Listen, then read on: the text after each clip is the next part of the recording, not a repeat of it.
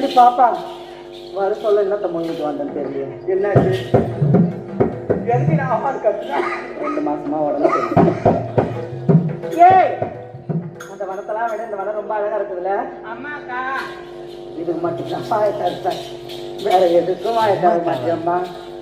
நல்லா கருப்பா தானே ஊத்துறோம் உனக்கு. 2 டைமா சாப்பிட்டிய ஒரு ரசம் எடுத்துட்டு வந்து சொல்றீங்க. ஏய் அக்கா இது எவ்வளவு அழகான வந்தவன் தெரியுமா? எப்படி அக்கா?